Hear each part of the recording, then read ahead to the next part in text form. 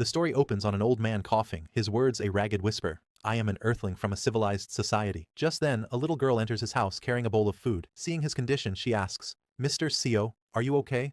My mother sent this for you. The old man. Seo. Thanks, sir. As the girl places the food on the ground, she replies, it's no problem. Please get well soon and make some more soap. With those words, she leaves, disappearing into a swirling snowstorm. Seo is an earthling, an inhabitant of a civilized world. It has been 50 years since he fell into this cursed one. He, Director Kim, and other employees were on their way to a company workshop when a landslide swept them away. When they regained consciousness, they found themselves in a strange world filled with house-sized, three-tailed foxes, massive twin-headed snakes, and warriors who flew through the sky on swords. It was a world straight out of the martial arts novels he used to read. Most of his colleagues, it turned out, thrived. Within 3 days, their destinies unfolded. Awed by their mythical talents, sage-like beings descended from the heavens and spirited them away. Only Seo and Director Kim were left behind. They, too, hoped for something special to happen, but neither of them possessed any remarkable abilities. Knowing little about this world, they resorted to manual labor. For 6 months, they worked menial jobs in a marketplace just to eat. One day, Director Kim declared he could no longer live like this. He spent all his money on a third-rate martial arts manual from a street vendor. Though everyone laughed, he mastered it in 3 months and became a martial artist. He rose through the ranks, learning increasingly advanced techniques until, as a powerful warrior, he left for the Jianghu, leaving Seo behind. Seo kept hoping for his own miracle, but it never came. 50 years later, he is just an old man, dying from a common cold, coughing up blood, and clinging to the memory of Earth. He had tried his best to survive. He learned the language, worked as a laborer, bought a small plot of land, and built a house.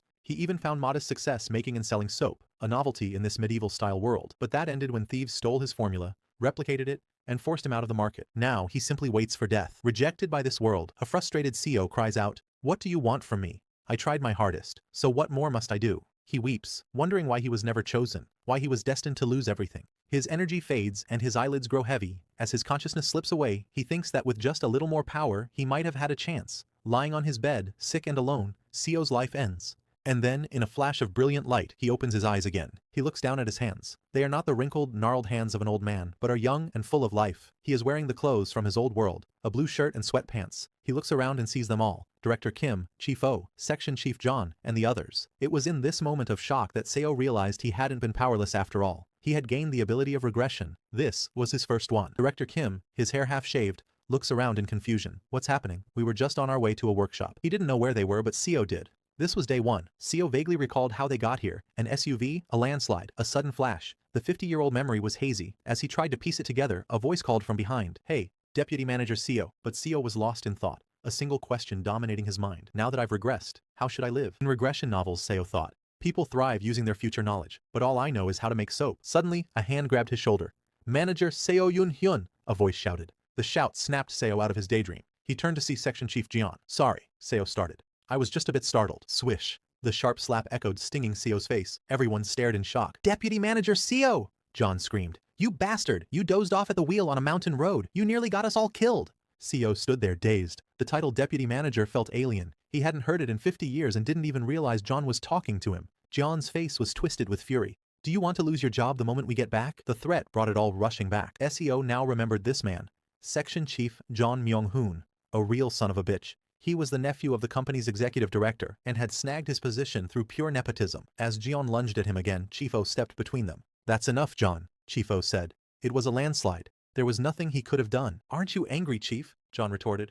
This psycho was asleep at the wheel. That's why we're in this mess. Seo's memory sharpened. He had dozed off. But that was because John, who was originally supposed to drive, had dumped a week's worth of his own overdue work on Seo the night before, forcing him to stay up all night. This stupid bastard, John shrieked, pointing at Seo. We're stranded because of him. The memories of the next 50 years flooded Seo's mind. He remembered how, back then, he had been so stunned that he simply apologized. He'd accepted the blame and spent the next half-century doing the same, apologizing to bandits who robbed him, to martial artists who mocked him, and to officials who taxed him into poverty. But living through that hell had taught him one thing. You only bow to those you can't handle. Seo stood up straight. Section Chief John, he said, his voice even. I know you're upset, but now is not the time for pointing fingers. You damn son of a bitch, Jian roared and swung a punch at his face.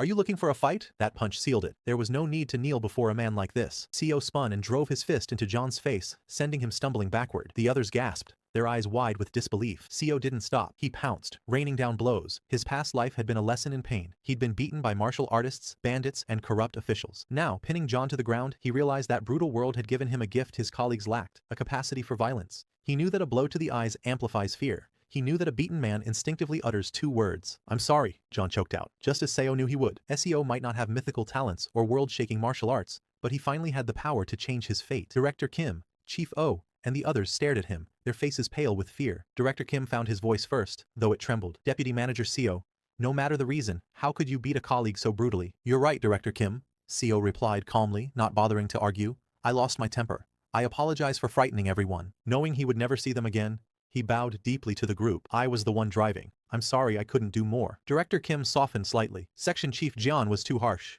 he admitted. You couldn't have prevented a landslide. He overreacted. Director Kim insisted that Seo apologize to Jian. Seo complied. He knew Director Kim was destined to become one of this world's strongest martial artists, and supporting him now could yield future benefits. Getting on his good side was the smart play. Seo turned to Jian and offered a hand.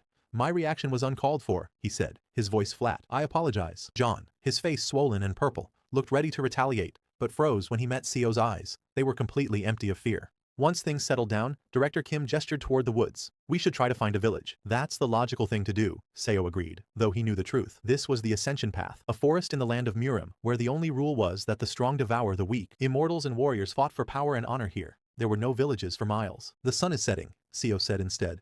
We should find a safe place to build a shelter for the night. Director Kim nodded. But what about the car? We have a lot of supplies in there for the workshop. The car was gone forever, but Seo knew they wouldn't believe him if he said so. Wasting his breath was pointless. Let's split up, he suggested. One team can look for the car, the other for shelter. We'll meet back here before dark. A few hours later, Seo had a fire blazing inside a cave he'd found. As the group ate the root vegetables he had gathered, a black-haired girl voiced everyone's confusion. I don't get it. We were in a car during a landslide. How did we end up here but the car didn't? This tastes like chestnuts, another girl commented. Is it crunchy? Seo asked, smiling faintly. There's plenty more, so eat as much as you'd like. Director Kim chuckled. This is a serious situation, but thanks to Manager Seo, it almost feels like fun. I always knew you were dependable. Seo noticed John sulking in a corner, refusing to eat. Director Kim raised his voice slightly, ensuring John could hear. Manager Seo, if I recall, you were so tired because you worked late last night, right? He's right, a brown-haired girl chimed in.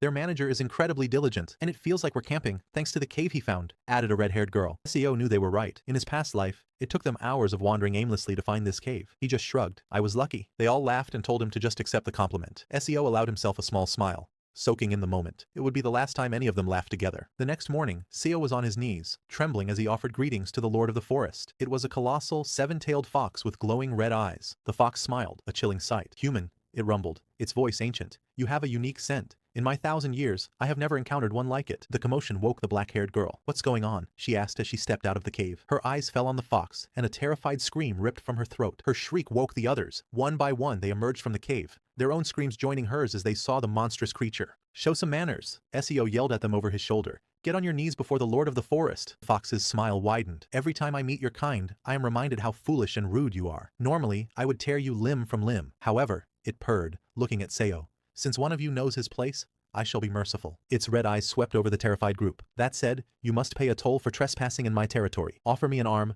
and I will permit you to live. The demand hung in the air, turning their fear to ice. Seo's own heart hammered against his ribs. He remembered this moment vividly from his past life. He remembered the screaming, the panic, and how the enraged fox had slaughtered them all. Seo felt a flicker of relief. At least this time, the fox appreciated his manners instead of immediately tearing them all to shreds. Licking its chops, the fox asked which of them would offer an arm. It's just one arm, Seo calculated. A small price to pay. Besides, he knew that the cultivators who would arrive in 2 days could easily heal a lost limb. He had even prepared a pain-dulling herb in advance. Steeling himself, Seo pushed up his sleeve and extended his trembling arm toward the beast.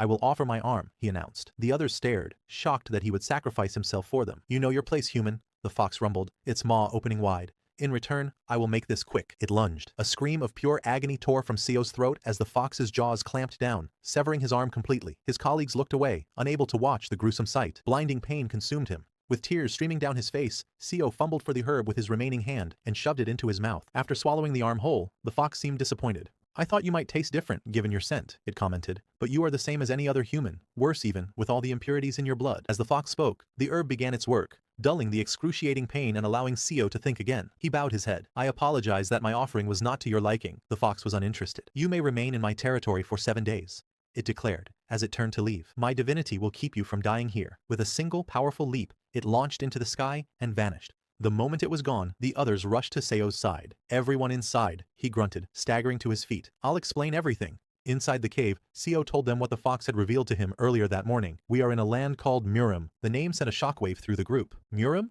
Director Kim repeated in disbelief. Like in the stories? Doesn't matter, Seo said, his voice strained.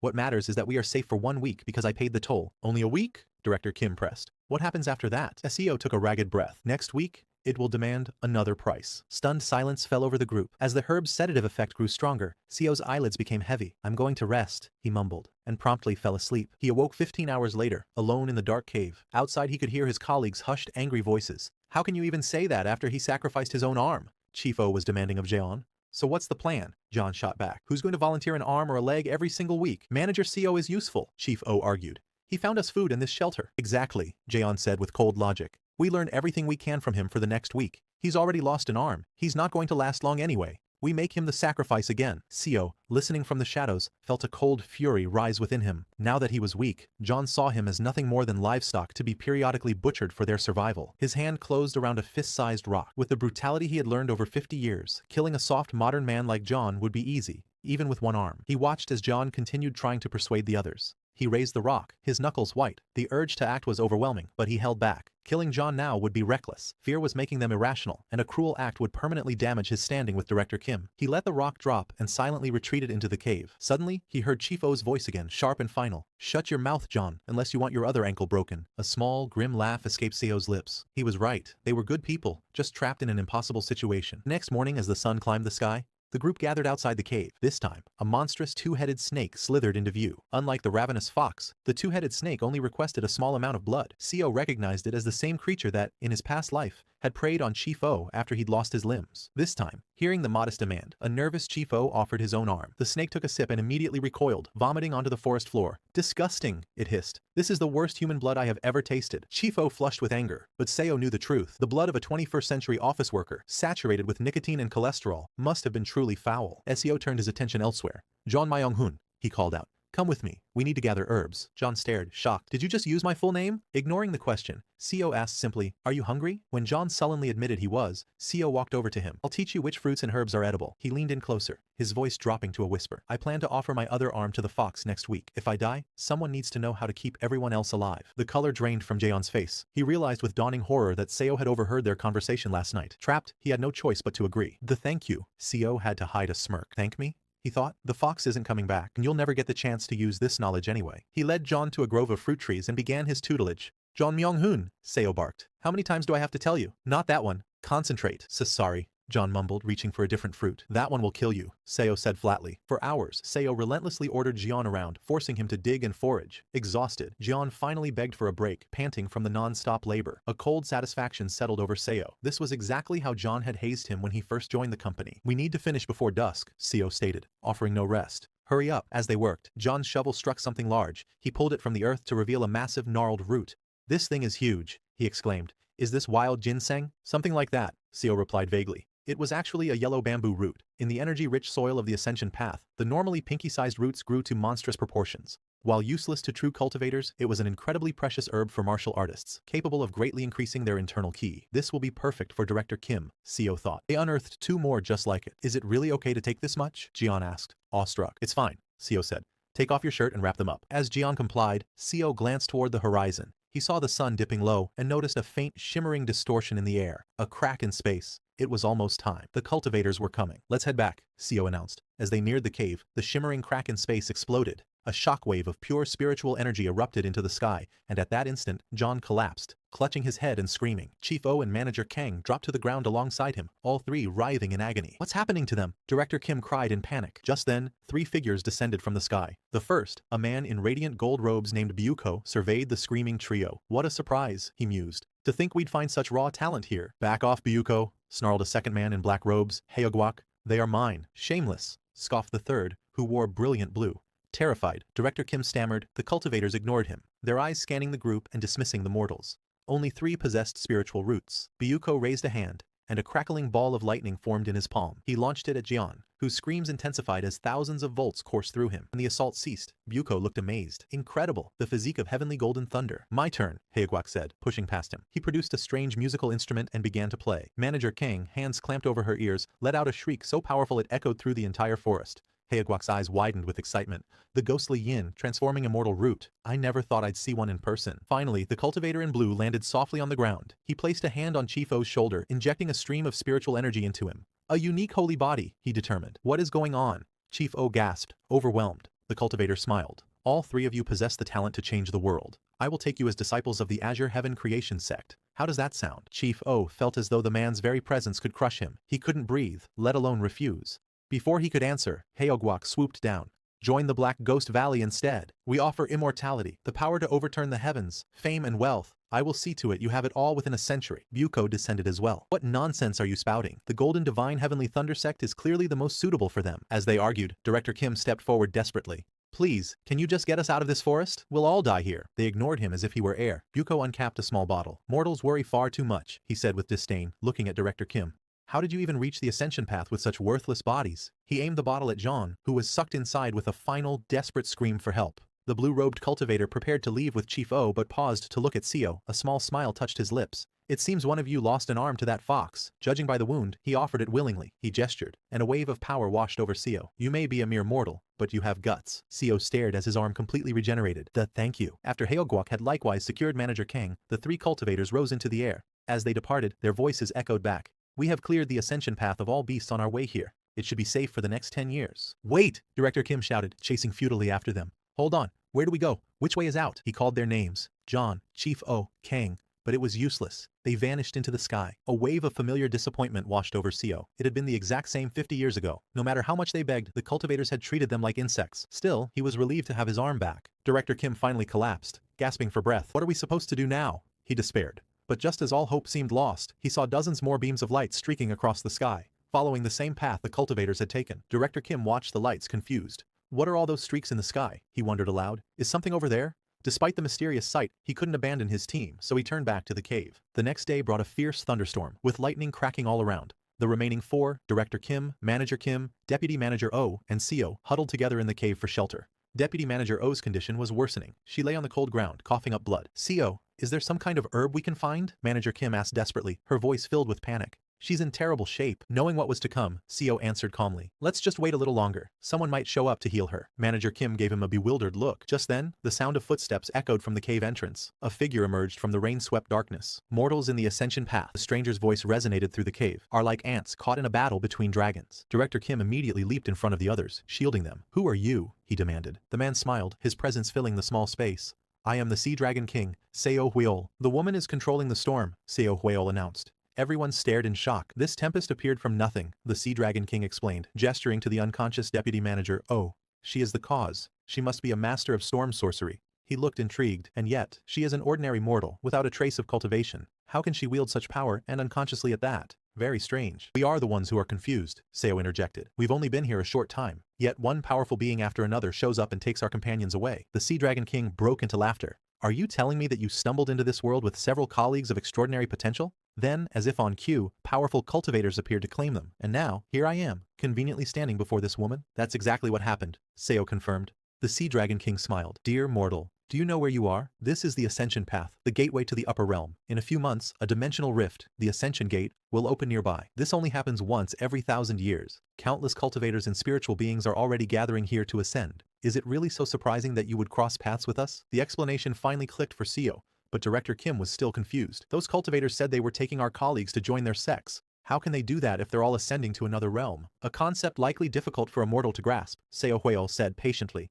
He produced a bottle, similar to the one Buko had used. We have techniques to shrink vast structures and store them in magical tools like this. Those cultivators have likely stored their entire sects in such items, intending to bring everyone to the upper realm with them. In fact, he added, patting his own bottle, I have one of the undersea castles of my Sea Dragon clan stored right here. 1,800 of my kin lie dormant inside. Seo and Director Kim's jaws dropped. The Sea Dragon King gently patted Deputy Manager O's head. So peculiar, so intriguing. If she joins my clan, she could become something truly extraordinary. Get away from her, Director Kim shouted, lunging forward. He was instantly slammed to his knees, pinned by an immense invisible force. Every time he struggled, the pressure intensified. Seo Hueol lifted Deputy Manager O into his arms. I will give her my blood and accept her as my kin. This is the best outcome for all of you. He then turned his glowing green eyes on Director Kim. A piece of advice. Do not ask questions of high-level cultivators. As he spoke, the pressure on Director Kim and Seo doubled, feeling as if their very eyeballs would pop from their sockets. I answered your questions out of generosity, the Sea Dragon King said, walking toward the mouth of the cave. Most would have killed you for the impertinence. With that, he stepped into the raging storm, and his form exploded into that of a colossal dragon that seemed to touch the clouds. With a deafening roar, he soared into the sky.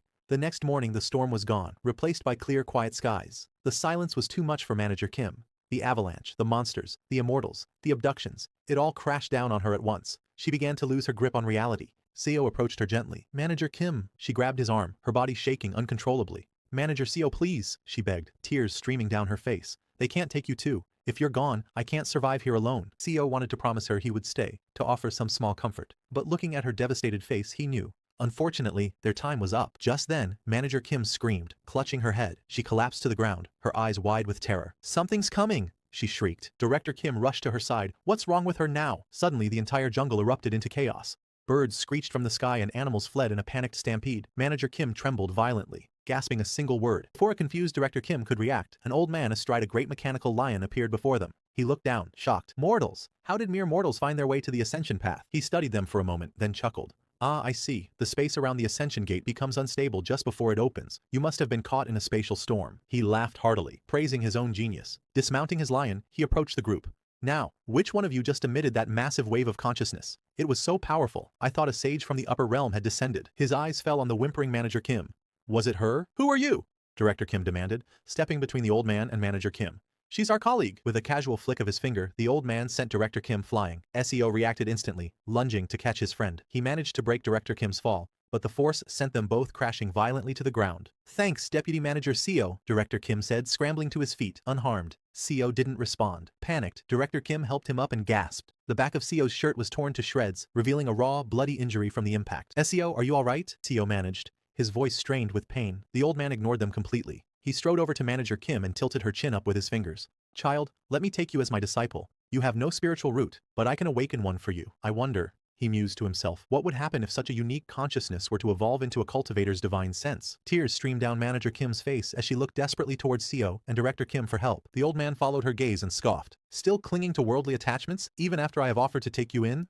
The old man's eyes flashed with anger. With a gesture, an invisible force seized Seo and Director Kim by the neck, hoisting them into the air. They clawed at their throats, struggling to breathe.